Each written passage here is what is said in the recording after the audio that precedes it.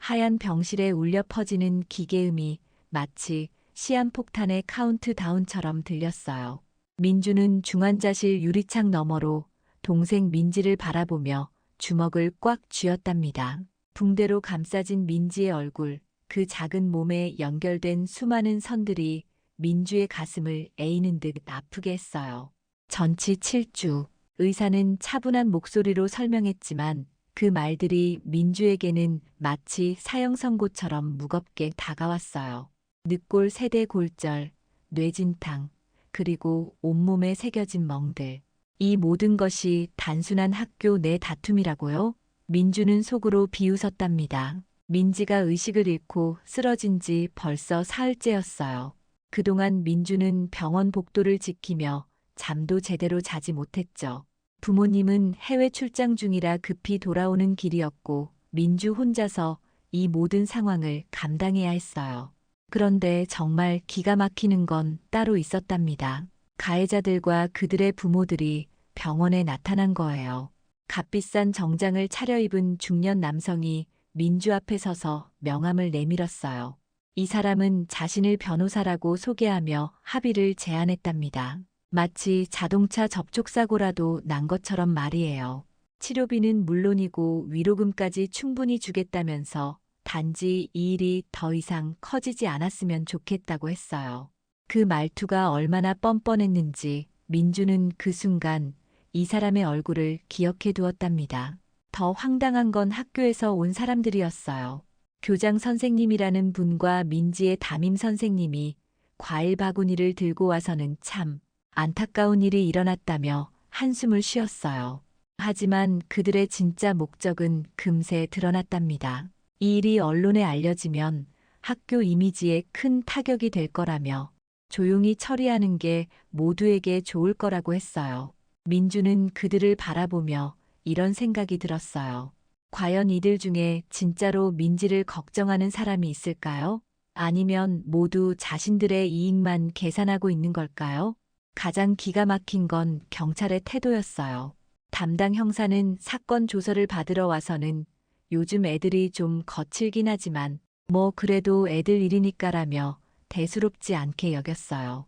민주가 가해자들의 신상을 물어보니 수사 중이라 말씀드릴 수 없다며 입을 다물었답니다. 하지만 민주는 알 수 있었어요. 이 사람도 이미 누군가에게 압력을 받았다는 걸 말이에요. 밤이 깊어갈수록 민주의 마음속에는 분노가 차올랐어요. 세상의 모든 어른들이 공모라도 한 듯 민지를 외면하고 있었거든요. 법도 학교도 심지어 경찰도 민지의 편이 아니었어요. 그들은 모두 자신들만의 이익을 위해 움직이고 있었답니다. 민주는 민지의 손을 잡으며 속삭였어요. 언니가 지켜줄 거라고, 절대 이대로 끝나지 않을 거라고 말이에요. 그 순간 민지의 눈꺼풀이 살짝 떨렸어요. 의식이 돌아오는 신호였죠. 며칠 후 민지가 깨어났을 때 그 아이의 첫 마디는 민주의 가슴을 찢어놓았어요. 언니, 나 무서워. 다시 학교 가기 싫어. 떨리는 목소리로 말하는 민지를 보며 민주는 깨달았답니다. 이건 단순히 몸의 상처가 아니라 마음의 상처이기도 하다는 걸 말이에요. 민지는 가해자들의 이름도 제대로 말하지 못했어요. 너무 무서워서 기억하고 싶지 않다고 했거든요. 하지만 민주는 포기하지 않았어요. 조각조각 흩어진 기억들을 맞춰가며 진실을 파악해 나갔답니다. 그러던 어느 날 민주는 중대한 결심을 했어요. 어른들이 해주지 않는다면 자신이 직접 나서겠다고 말이에요. 법이 보호해주지 않는다면, 학교가 외면한다면 자신이 직접 정의를 실현하겠다고 다짐했어요. 민주는 거울 앞에 서서 민지와 자신의 얼굴을 비교해 보았어요. 쌍둥이라서 정말 똑같았거든요. 화장으로 조금만 달라 보이게 하면 누구도 구별하지 못할 거였어요. 그날 밤 민주는 치밀한 계획을 세우기 시작했답니다. 민지 대신 학교에 가서 가해자들을 찾아내고 그들이 무엇을 했는지 정확히 파악한 다음 하나씩 응징하겠다고 말이에요. 어른들이 지켜주지 않는 정의라면 자신이 직접 만들어 가겠다는 결심이었어요. 병실의 고요함 속에서 민주의 눈빛이 변했어요. 이제 더 이상 그냥 당하고만 있을 순 없었거든요. 누군가는 대가를 치러야 했고 그 시작은 바로 내일부터였답니다. 월요일 아침 7시 민주는 거울 앞에서 마지막 점검을 하고 있었어요. 민지의 화장품을 사용해서 얼굴을 조금 더 둥글게 보이게 하고 평소보다 순한 표정을 연습했답니다. 쌍둥이지만 미묘한 차이는 있었거든요. 민지는 좀 더 온순하고 수줍은 성격이었고 민주는 상대적으로 단호하고 결단력 있는 모습을 보였어요. 학교 교복을 입으면서 민주는 이상한 기분이 들었어요. 마치 전사가 갑옷을 입는 것 같았거든요. 겉으로는 평범한 고등학생의 모습이지만 속으로는 복수의 불씨를 품고 있었답니다. 가방에는 민지의 교재들과 함께 몰래 카메라와 녹음기를 넣어뒀어요. 증거를 수집하기 위해서였죠. 학교 정문에 들어서는 순간 민주는 온몸에 소름이 돋았어요. 이곳이 바로 민지가 지옥 같은 시간을 보냈던 곳이라는 생각이 들었거든요. 복도를 걸으며 민주는 주변을 세심하게 관찰했답니다. 어떤 아이들이 약한 친구들을 괴롭히는지, 선생님들은 어떤 태도를 보이는지 말이에요. 첫 번째 수업이 시작되기 전 같은 반 아이들의 반응을 보며 민주는 놀라지 않을 수 없었어요. 몇몇 아이들이 민지가 돌아온 걸 보고 수군거렸거든요. 그 중에는 동정하는 눈빛도 있었지만 어떤 아이들은 묘하게 실망한 것 같은 표정을 지었답니다. 마치 재미있는 구경거리가 사라져서 아쉽다는 듯이 말이에요. 담임 선생님이 교실에 들어왔을 때 민주는 그 사람의 얼굴을 유심히 봤어요. 병원에서 봤던 그 선생님이었거든요. 선생님은 민지를 보더니 잠깐 놀란 표정을 지었지만 곧 평소처럼 수업을 진행했어요. 민지의 상태가 어떤지, 괜찮은지 묻지도 않았답니다. 그저 없던 일처럼 행동했어요. 쉬는 시간이 되자 민주는 화장실에 가서 혼자만의 시간을 가졌어요. 거울을 보며 민지의 표정을 떠올리려 했거든요. 민지라면 어떻게 행동했을까, 어떤 말투를 썼을까 하면서 말이에요. 그런데 화장실 문 밖에서 수상한 대화가 들려왔어요. 몇몇 아이들이 민지에 대해 이야기하고 있었답니다. 그중 한 아이가 말하길 민지가 벌써 학교에 나온 게 신기하다고 했어요. 더 오래 못 나올 줄 알았다면서 웃고 있었거든요. 민주는 그 순간 주먹을 꽉 쥐었지만 참았어요. 아직은 때가 아니었거든요. 점심시간이 되어 급식실에 갔을 때 민주는 민지가 얼마나 외로웠을지 실감할 수 있었어요. 혼자 앉아있는 민주에게 다가오는 아이는 거의 없었거든요. 몇몇 친구들이 걱정스러운 눈빛으로 바라보긴 했지만 직접 다가와서 말을 걸지는 않았어요. 아마 가해자들이 무서워서였을 거예요. 그때 민주는 중요한 단서를 발견했답니다. 급식실 한쪽 테이블에 앉아있는 4명의 학생들이었어요. 다른 아이들이 그들을 피하는 듯한 모습을 보이고 있었거든요. 그중 한 명이 민주를 보더니 다른 친구들에게 뭔가 속삭였어요. 그러자 4명 모두 민주를 쳐다보며 비웃듯 웃었답니다. 민주는 그 순간을 놓치지 않았어요. 가방 속 몰래 카메라로 그들의 얼굴을 촬영했거든요. 첫 번째 타겟들을 찾은 거였어요. 그들의 행동을 보니 분명 민지를 괴롭힌 주범들이 틀림없었답니다. 오후 수업 시간에는 더욱 구체적인 증거를 수집할 수 있었어요. 체육 시간에 갈아입으러 간 탈의실에서 한 아이가 민주에게 다가와 조심스럽게 말을 걸었거든요. 그 아이는 민지와 친했던 유일한 친구였어요. 그 친구는 민지가 괴롭힘을 당하는 걸 봤지만 자신도 무서워서 도와주지 못했다고 후회하고 있었답니다. 그리고 조심스럽게 가해자들의 이름을 알려줬어요. 김태성, 박준호, 이민석, 최유진 모두 학교에서 유명한 문제아들이었거든요. 특히 김태성은 아버지가 지역 유지라고 알려져 있었고 박준호는 어머니가 학교 이사라는 소문이 있었어요. 이민석과 최유진도 각각 부모가 사업가와 변호사여서 학교에서 함부로 건드릴 수 없는 존재들이었답니다. 방과 후에 민주는 이들을 몰래 따라다니며 관찰했어요. 그들이 어떤 곳에서 시간을 보내는지, 어떤 약점이 있는지 파악하려고 했거든요. 놀랍게도 이들은 방과 후에도 다른 약한 아이들을 괴롭히고 있었어요. 마치 그게 일상인 것처럼 말이에요. 김태성은 특히 악랄했어요.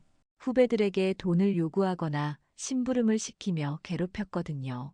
박준호는 여학생들을 성희롱하는 듯한 행동을 서슴지 않았고 이민석과 최유진은 폭력을 주저하지 않았답니다. 민주는 이 모든 장면을 몰래 카메라와 녹음기로 기록했어요. 단순히 복수를 위해서가 아니라 이들의 진짜 모습을 세상에 알리기 위해서였거든요. 이런 아이들이 계속 학교에서 활개치고 다니면 제2, 제3의 민지가 생길 테니까요. 집에 돌아가는 길에 민주는 치밀한 계획을 세우기 시작했어요. 4명을 어떤 순서로, 어떤 방법으로 응징할지 말이에요. 단순히 폭력으로 갚는 건 의미가 없었어요. 그들이 민지에게 한 것처럼 정신적으로도 철저하게 무너뜨려야 했거든요. 무엇보다 중요한 건 증거를 확실히 남기는 것이었어요. 그들의 행동이 얼마나 비열하고 잔인한지, 그리고 그 뒤에 숨어 있는 어른들의 비겁함까지 모두 세상에 드러내야 했답니다. 그날 밤 민주는 병원에 있는 민지를 찾아갔어요. 민지는 여전히 겁에 질려 있었지만 언니가 자신을 위해 무엇인가 하고 있다는 걸 느끼는 것 같았어요. 민주는 민지의 손을 잡으며 다짐했답니다. 절대 이대로 끝나지 않을 거라고, 반드시 정의를 실현하겠다고 말이에요. 수요일 저녁, 민주는 김태성의 일과를 완벽하게 파악하고 있었어요. 이틀간의 관찰 결과 그는 매일 방과 후 학교 뒤편 골목에서 후배들로부터 돈을 갈취하고 있었거든요. 아버지가 지역 건설업체 사장이라는 배경을 믿고 아무도 자신을 건드리지 못할 거라는 확신에 차 있었답니다. 민주가 김태성을 첫 번째 타겟으로 정한 이유는 단순했어요. 그가 가장 잔인했거든요. 민지를 괴롭힐 때도 주도적인 역할을 했고 다른 가해자들을 부추기는 역할을 했다는 걸 민지의 친구를 통해 알 수 있었어요. 무엇보다 그의 폭력은 단순한 장난이 아니라 계획적이고 지속적이었답니다. 민주는 김태성의 약점도 파악해뒀어요. 그는 겉으로는 강해 보이지만 실제로는 아버지의 권력에 의존하고 있었거든요. 학교 성적도 형편없었고 몰래 흡연을 하거나 개인 방에서 도박을 하는 등 문제 행동도 많았어요. 무엇보다 혼자 있을 때는 의외로 소심한 모습을 보였답니다. 목요일 오후 민주는 행동에 나섰어요. 김태성이 평소처럼 골목에서 1학년 학생들을 괴롭히고 있을 때였거든요. 민주는 민지의 모습으로 그 앞에 나타났어요. 김태성은 민지를 보자 처음에는 당황스러워했지만 곧 비웃음을 띄었답니다. 민주는 떨리는 목소리로 연기하며 김태성에게 다가갔어요. 마치 용서를 구하러 온 것처럼 말이에요. 김태성은 그런 민지의 모습을 보며 더욱 우쭐해했답니다. 주변에 있던 1학년 학생들은 무서워서 도망쳤고 골목에는 김태성과 민주만 남게 되었어요. 그 순간 민주의 표정이 돌변했답니다. 떨리던 목소리도 사라지고 대신 차가운 눈빛이 김태성을 응시했어요. 김태성은 뭔가 이상하다는 걸 느꼈지만 이미 늦었답니다. 민주는 태권도를 배울 때 익힌 기술로 순식간에 김태성의 팔을 제압했어요. 김태성이 고통스러워하며 소리를 지르려 할 때 민주는 조용히 속삭였어요. 민지에게 했던 일들을 하나하나 나열하면서 말이에요. 놀랍게도 김태성은 그 모든 일들을 정확히 기억하고 있었답니다. 처음에는 부인하려 했지만 민주가 증거 영상을 보여주자 얼굴이 하얗게 질렸어요. 민주는 김태성에게 2가지 선택권을 줬어요. 첫 번째는 지금 당장 경찰서에 가서 자수하는 것, 2번째는 자신이 준비한 특별한 경험을 해보는 것이었답니다. 김태성은 당연히 2번째를 선택할 수밖에 없었어요. 경찰서에 가면 아버지에게 들킬 테니까요. 민주가 준비한 특별한 경험은 바로 김태성 자신이 괴롭힘을 당하는 것이었어요. 하지만 단순한 폭력이 아니라 정교한 심리전이었답니다. 민주는 김태성의 모든 비밀을 파악하고 있었거든요. 몰래 담배를 피우는 것, 아버지 몰래 용돈을 훔치는 것, 성적을 조작하려고 시도했던 것까지 말이에요. 민주는 김태성에게 이런 비밀들이 학교와 그의 아버지에게 알려지면 어떻게 될지 차근차근 설명했어요. 김태성의 얼굴에는 점점 공포가 번져갔답니다. 물리적 고통보다 더 무서운 건 자신의 모든 것이 무너질 수 있다는 두려움이었거든요. 그 다음 민주는 김태성에게 민지가 느꼈을 감정을 직접 체험하게 했어요. 혼자 골목에 갇혀 도움을 요청할 수도 없는 절망감, 아무도 자신을 구해주지 않을 거라는 절망감을 말이에요. 김태성은 처음으로 자신이 다른 사람에게 어떤 고통을 줬는지 깨달았답니다. 민주는 또한 김태성이 그동안 괴롭혔던 후배들의 이야기를 들려줬어요. 그 아이들이 밤마다 악몽에 시달리고 있다는 것, 학교 가는 것이 지옥 같다고 느끼고 있다는 것을 말이에요. 김태성은 그제서야 자신의 행동이 얼마나 잔인했는지 알게 되었답니다. 하지만 민주의 진짜 목적은 단순한 복수가 아니었어요. 김태성을 완전히 굴복시킨 후 민주는 그에게 특별한 임무를 줬답니다. 바로 다른 가해자들의 비밀을 캐내는 것이었어요. 박준호, 이민석, 최유진의 약점을 파악해서 알려달라는 거였죠. 김태성은 처음에는 거부했지만 민주가 보여준 또 다른 영상을 보고는 순순히 따르기로 했어요. 그 영상에는 김태성이 후배들을 괴롭히는 장면이 생생하게 담겨 있었거든요. 이게 퍼지면 그의 인생은 끝장이 나는 거였답니다.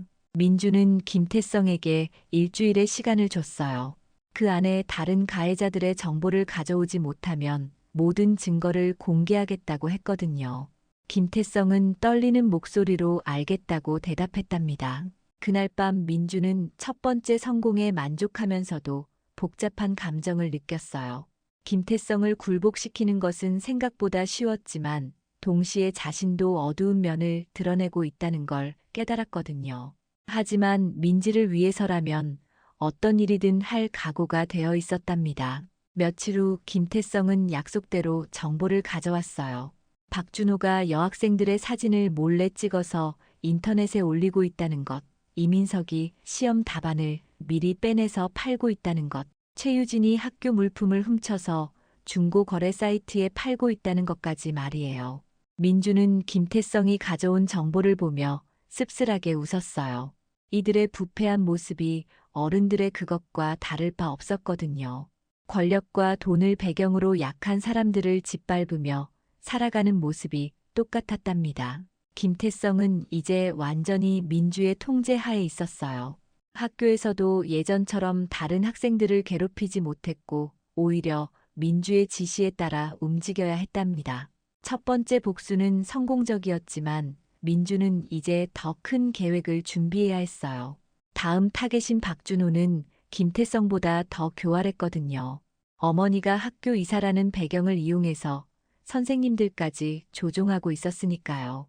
하지만 민주는 이미 완벽한 계획을 세워두고 있었답니다. 박준호의 추악한 진면목을 세상에 드러낼 준비가 되어 있었어요. 일주일 후 민주는 박준호에 대한 완벽한 정보를 수집하고 있었어요.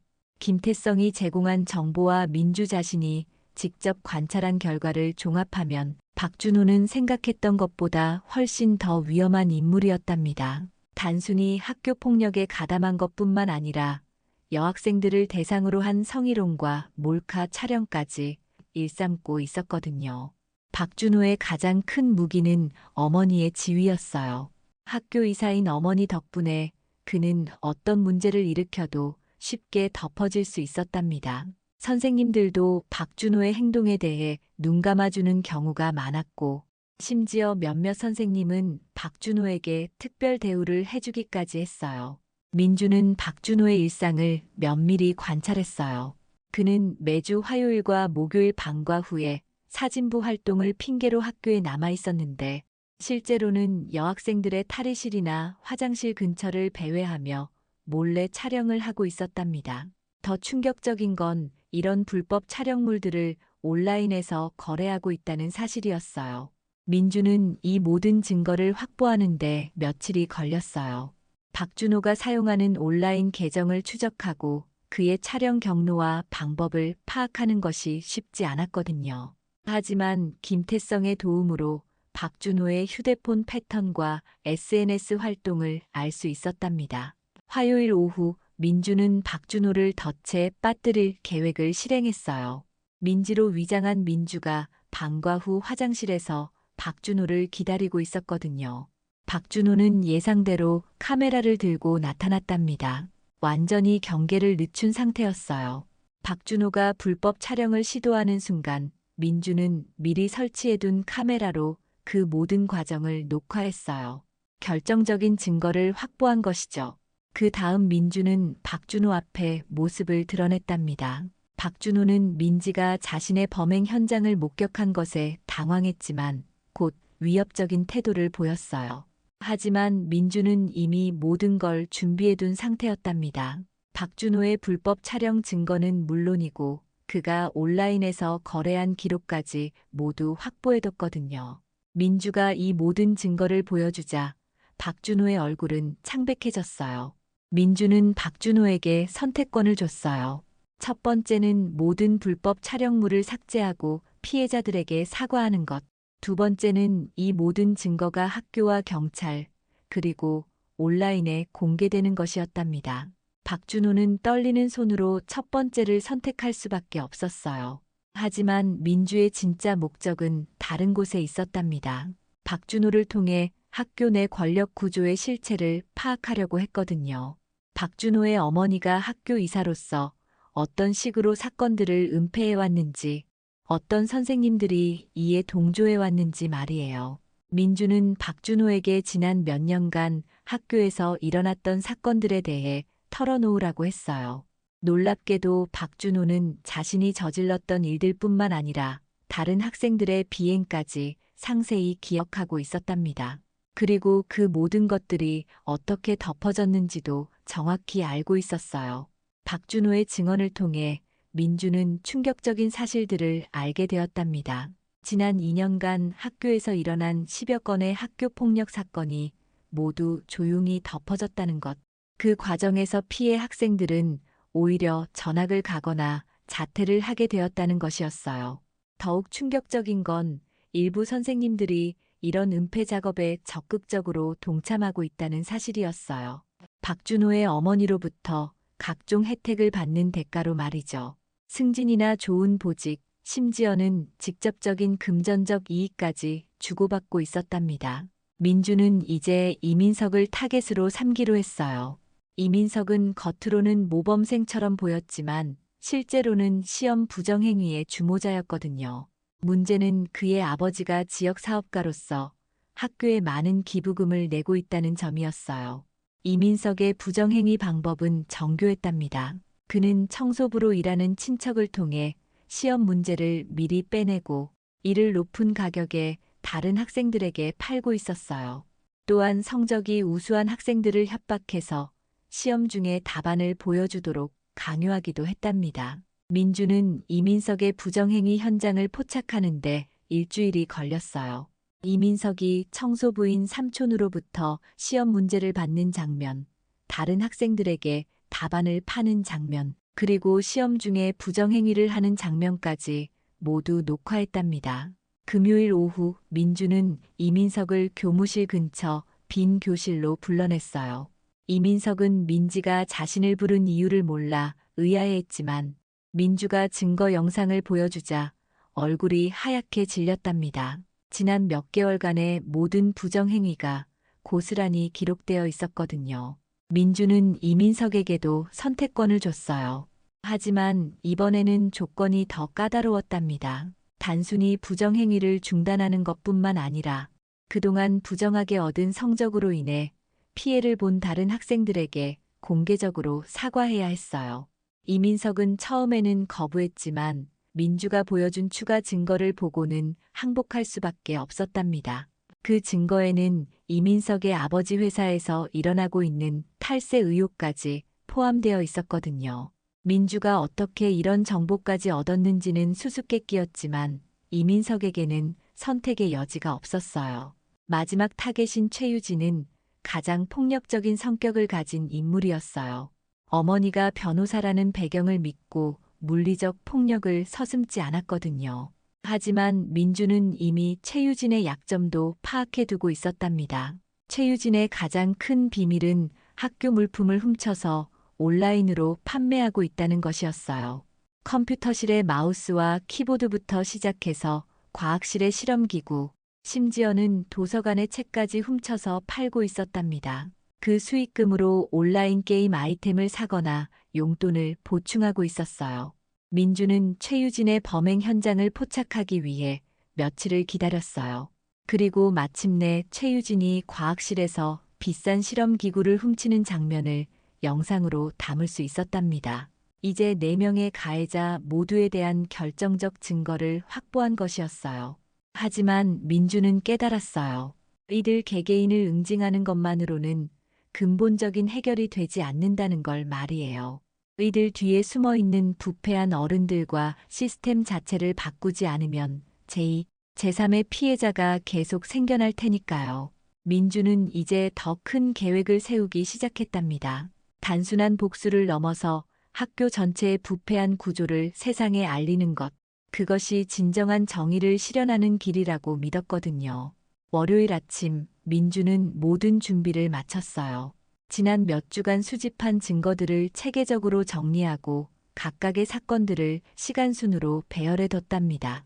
4명의 가해자들에 대한 개별적인 증거는 물론이고 학교 내 권력 구조와 은폐 시스템에 대한 자료까지 완벽하게 갖춰놨어요.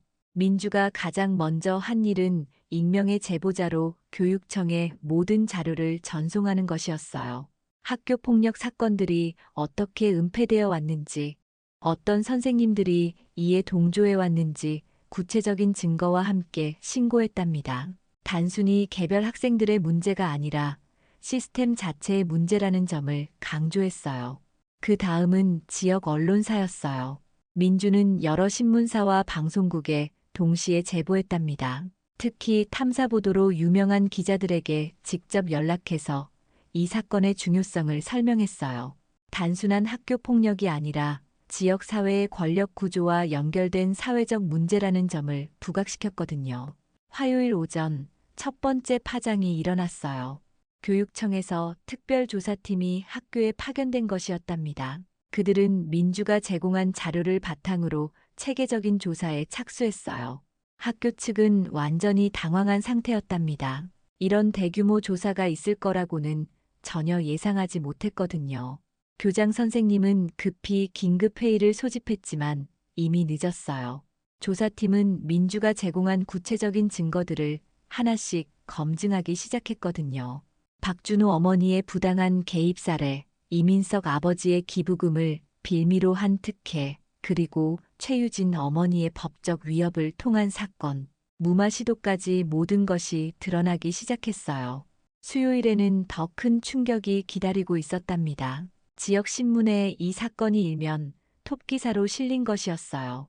기사 제목은 명문고 뒤에 숨은 권력형 학교폭력 3년간 10여 건 은폐였어요. 기사에는 민주가 제공한 증거들이 상세히 소개되었고 가해자들의 실명은 가렸지만 그들의 부모들의 사회적 지위는 구체적으로 언급되었답니다. 이 기사가 나간 후 학교는 완전히 아수라장이 되었어요. 기자들이 몰려들었고 학부모들은 분노했으며 학생들은 혼란스러워했답니다. 특히 그동안 피해를 당했지만 목소리를 내지 못했던 학생들과 학부모들이 용기를 내어 추가 제보를 하기 시작했어요. 민주는 이런 변화를 지켜보며 복잡한 감정을 느꼈어요. 한편으로는 마침내 진실이 세상에 알려졌다는 뿌듯함이 있었지만 다른 한편으로는 이 모든 소용돌이의 중심에 자신이 있다는 부담감도 느꼈답니다.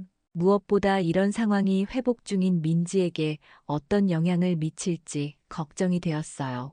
목요일 오후 예상치 못한 일이 벌어졌어요. 김태성, 박준호, 이민석, 최유진 4명이 모두 학교에 나오지 않은 것이었답니다. 나중에 알고 보니 이들의 부모들이 급히 전학수속을 밟고 있었어요. 사태가 커지기 전에 아이들을 다른 지역으로 피신시키려는 것이었답니다. 하지만 이미 늦었어요. 교육청 조사팀은 이들의 도피 시도 자체를 문제인식의 증거로 받아들였거든요. 더구나 언론에서도 이들의 도피를 보도하면서 권력층 자녀들의 비겁한 도주라고 비판했답니다. 금요일에는 더욱 큰 사건이 터졌어요. 지역 방송국에서 이 사건을 다룬 특집 프로그램을 방영한 것이었답니다. 프로그램에는 그동안 피해를 당했던 학생들과 학부모들이 직접 출연해서 증언했어요. 그들의 생생한 증언은 시청자들에게 큰 충격을 주었답니다. 특히 한 학부모의 증언이 많은 사람들의 마음을 울렸어요. 그 학부모는 자신의 아이가 학교 폭력으로 전학을 갔지만 가해자들은 아무런 처벌도 받지 않았다고 했거든요. 그리고 학교 측에서는 오히려 조용히 넘어가는 것이 아이를 위해서도 좋다며 압박했다고 증언했어요. 이 프로그램이 방영된 후 여론은 완전히 들끓었어요. 인터넷에는 분노한 네티즌들의 댓글이 쏟아졌고 교육부에는 철저한 조사를 요구하는 민원이 폭주했답니다. 정치인들도 이 사건에 대해 논평을 발표하기 시작했어요. 하지만 기득권층의 반격도 만만치 않았어요. 일부 언론에서는 과도한 마녀 사냥이라며 사건을 축소하려 했고, 가해자들의 부모들은 비싼 변호사를 고용해서 법적 대응에 나섰답니다. 그들은 언론 보도가 사실과 다르다며 정정 보도를 요구했어요. 특히 박준호의 어머니는 학교 이사직을 사퇴하면서도 언론의 과장된 보도로 인해 무고한 아이들이 피해를 보고 있다는 성명을 발표했어요. 이민석의 아버지도 일부 사실이 왜곡되어 보도되었다며 법적 대응을 예고했답니다. 하지만 이런 반격은 오히려 역효과를 가져왔어요. 사람들은 이들의 대응을 보며 더욱 분노했거든요. 자신들의 잘못은 인정하지 않고 오히려 피해자 행세를 하려는 모습에 분개했답니다. 민주는 이 모든 상황을 지켜보며 예상치 못한 걱정거리가 생겼어요. 사건이 너무 커지면서 자신의 정체가 들킬 위험이 있었거든요. 지금까지는 민지로 위장해서 활동했지만 조사가 깊어질수록 진실이 드러날 가능성이 높아졌어요. 더 큰 문제는 민지의 상태였어요. 언론 보도를 본 민지는 다시 트라우마 증상을 보이기 시작했답니다. 자신 때문에 이렇게 큰 일이 벌어졌다는 죄책감에 시달리고 있었어요. 민주는 민지를 달래느라 힘들어했답니다. 주말에는 더욱 예상치 못한 일이 벌어졌어요.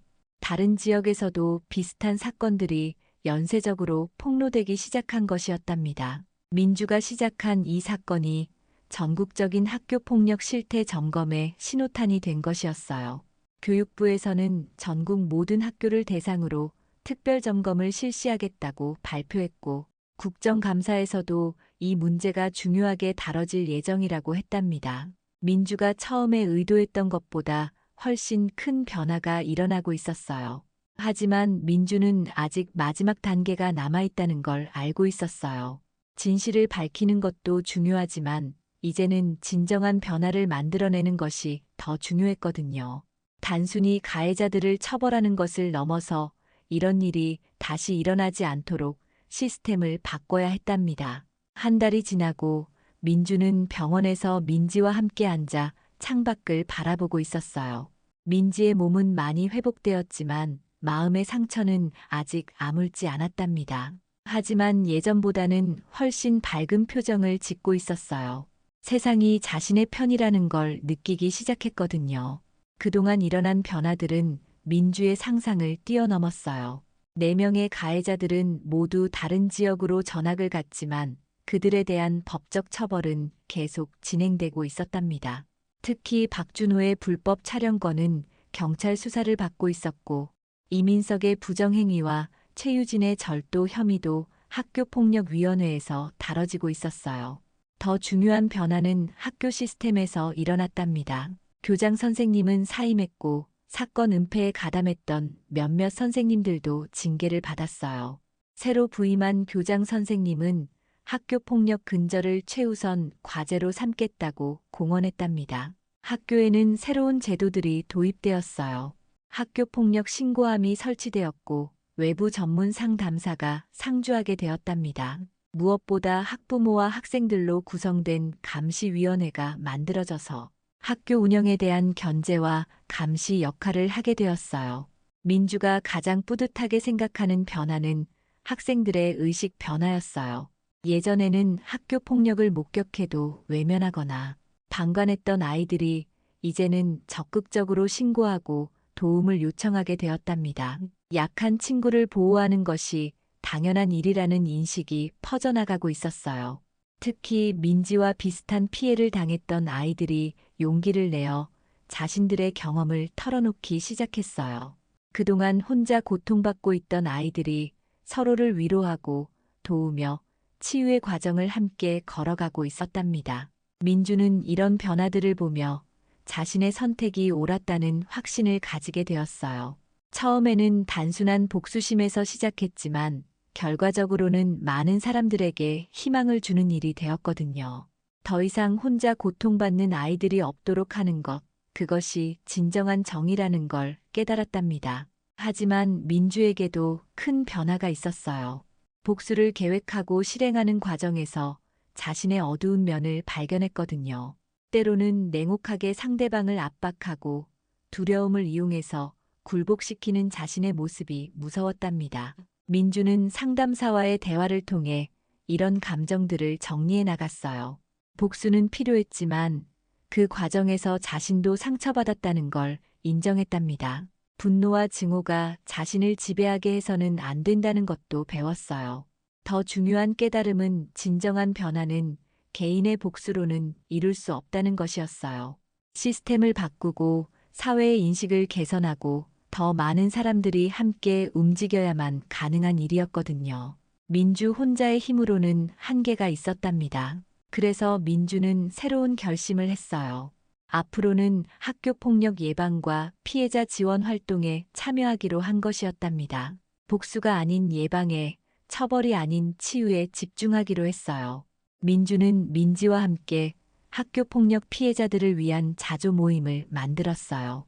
비슷한 경험을 가진 아이들이 모여서 서로의 이야기를 나누고 함께 치유의 과정을 걸어가는 모임이었답니다. 처음에는 몇 명으로 시작했지만 점점 더 많은 아이들이 참여하게 되었어요. 이 모임에서 민주는 자신의 경험을 솔직하게 나누었어요. 복수의 유혹과 분노의 감정, 그리고 그것을 극복해 나가는 과정을 이야기했답니다. 아이들은 민주의 이야기를 들으며 자신들도 건강한 방식으로 상처를 치유할 수 있다는 희망을 가지게 되었어요.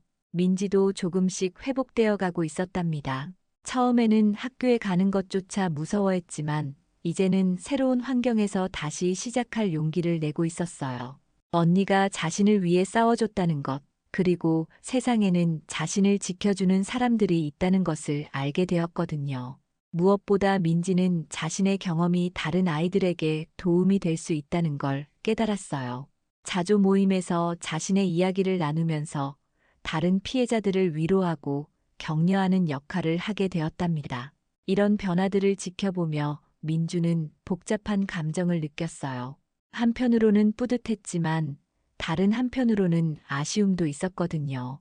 만약 처음부터 이런 지원 시스템이 있었다면 민지가 그런 고통을 겪지 않아도 되었을 텐데 하는 생각이 들었답니다. 하지만 민주는 과거를 후회하기보다는 미래를 위해 노력하기로 했어요. 자신들의 아픈 경험이 헛되지 않도록, 더 이상 같은 피해자가 생기지 않도록 계속 활동하기로 다짐했답니다. 몇 달 후 민주와 민지는 전국 학교폭력 예방 포럼에 참석했어요. 그곳에서 두 자매는 자신들의 경험을 발표하고 학교폭력 예방을 위한 정책 제안도 했답니다. 피해자의 목소리가 직접 정책에 반영되는 순간이었어요. 포럼에서 민주는 많은 사람들을 만났어요. 학교폭력 전문가들, 교육 정책 담당자들, 그리고 자신들과 비슷한 경험을 가진 다른 가족들까지 말이에요. 모두가 같은 목표를 위해 노력하고 있다는 걸 느꼈답니다. 그날 밤 민주와 민지는 호텔방에서 창밖을 바라보며 이야기를 나누었어요. 지난 몇 개월 동안의 일들을 돌아보니 꿈 같았답니다. 절망의 끝에서 시작된 복수가 결국은 희망으로 바뀌었거든요. 민주는 이제 깨달았어요. 진정한 정의는 복수가 아니라 변화에 있다는 것을 말이에요. 가해자를 처벌하는 것도 필요하지만 더 중요한 건 같은 일이 반복되지 않도록 시스템을 바꾸는 것이었답니다. 민지도 이제는 자신의 상처를 받아들이고 있었어요. 그 상처가 자신만의 것이 아니라 사회 전체가 함께 치유해야 할 문제라는 걸 이해했거든요. 그리고 자신의 경험이 다른 사람들에게 도움이 될 수 있다는 것에서 새로운 의미를 찾았답니다. 1년 후 민주와 민지가 다니는 학교에는 학교 폭력이 현저히 줄어들었어요. 새로운 시스템이 제대로 작동하고 있었고 학생들의 의식도 많이 개선되었답니다. 무엇보다 피해자들이 혼자 고통받지 않고 즉시 도움을 받을 수 있는 환경이 만들어졌어요. 민주는 이제 대학 진학을 준비하고 있었답니다. 교육학과 사회복지학을 전공해서 학교폭력 예방 전문가가 되는 것이 목표였어요. 자신의 경험을 바탕으로 더 많은 아이들을 도울 수 있는 사람이 되고 싶었거든요. 민지도 새로운 꿈을 키우고 있었어요. 상담 심리학을 공부해서 트라우마를 겪은 아이들을 도우는 상담사가 되고 싶다고 했답니다.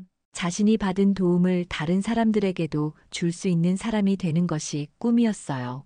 어느 봄날 민주와 민지는 함께 벚꽃길을 걸으며 지난 일들을 이야기했어요. 그때의 고통과 분노, 그리고 복수의 과정들이 이제는 소중한 성장의 경험으로 느껴졌답니다. 무엇보다 서로를 더 깊이 이해하고 사랑하게 되었어요. 민주는 이제 확신했어요. 자신이 선택한 길이 옳았다는 것을 말이에요. 복수에서 시작되었지만 결국은 정의와 희망으로 끝난 이야기, 그것이 바로 진정한 승리였답니다.